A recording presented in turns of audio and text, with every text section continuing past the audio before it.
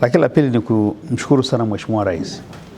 Mheshimiwa Rais amejenga diplomasia kama mwanadiplomasia namba 1 katika dunia. Tunaona kwa mara ya kwanza kama ulivyosema, mkutano huu wa utabiri wa hali ya hewa ulioandaliwa na shirika la hali ya hewa duniani WMO unafanyika kwa mara ya kwanza si Tanzania peke yake bali katika bara la Afrika. Mtakumbuka walivyokuwa wanataja pale, mkutano wa kwanza ulifanyika nchini India mwaka 2015, lakini wa pili ukafanyika Hispania mwaka 2018 na watatu ukafanyika Ureno mwaka 2022. Kwa mara ya kwanza mkutano huu wa muhimu wa utabiri wa hali ya hewa na swala la mazingira kwa ujumla unafanyika Tanzania. Dunia imechagua, na mmemsikia mwakilishi wa katibu mkuu wa shirika la dunia la utabiri wa hali ya hewa akisema walichagua Tanzania kufanyia mkutano huu.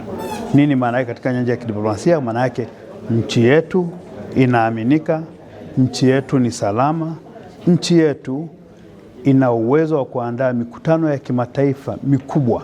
Leo hii tumekusanya dunia, zipo nchi karibu 20 hapa, lakini watu karibu 100 wanahudhuria kwenye mtandao. Maanake wengine wameshindwa kwa sababu ya masuala ya gharama na nini, lakini wakaja. Arusha imedhihirisha kwa mantikio kwamba ni mji na jiji ambalo linaweza likaandaa mikutano ya kimataifa kama ambavyo imejulikana siku zote, kama alivyokuja rais wa Marekani, Rais Bill Clinton alivyokuja akasema Arusha ni Geneva ya Afrika, alifananisha na Geneva ya Afrika. Kwa hiyo maana yake ni kweli kabisa kwenye masuala ya kidiplomasia nchi yetu ipo vizuri sana, inaaminika, na sisi tunashukuru sana shirika la hali ya hewa duniani kwa kuiamini Tanzania kwamba mikutano mikubwa kama hii inaweza kufanyika nchini kwetu. Asante. Nichukue pia fursa hii kuipongeza shirika letu la utabiri wa hali ya hewa Tanzania, Tanzania Meteorological Authority, TMA. Wamefanya kazi kubwa sana. Kwa sababu ya ufanisi wa TMA ya Tanzania inayoongozwa na Dr. Changa, imeonekana na wamethibitisha kwamba tunaisaidia nchi ya Maldives kwa ile utabiri wa hali ya hewa.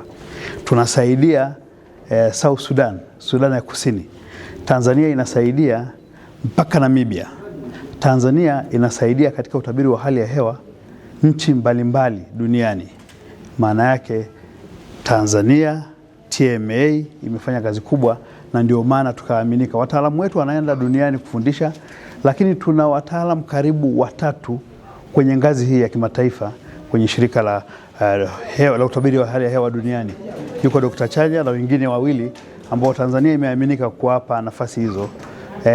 Nilikuwa narudia swali lako kwamba nchi ya kwanza iliyoandaa ilikuwa ni India mwaka 2015, lakini nchi ya pili ikawa ni Hispania, nchi ya tatu ilikuwa ni Ureno, zote hizo za Ulaya na nyingine ya Asia.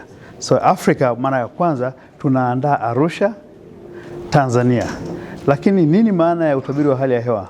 Maana yake hata kuwawezesha wakulima, wafugaji kujua hali ya hewa ipoje. Kwa hiyo utabiri huu unatumika kisayansi kwa ajili ya kuhakikishia wa Tanzania duniani au dunia nzima kwamba hali ya hewa kwa mwezi huu uko hivi, mwaka ujao iko hivi, mwakani.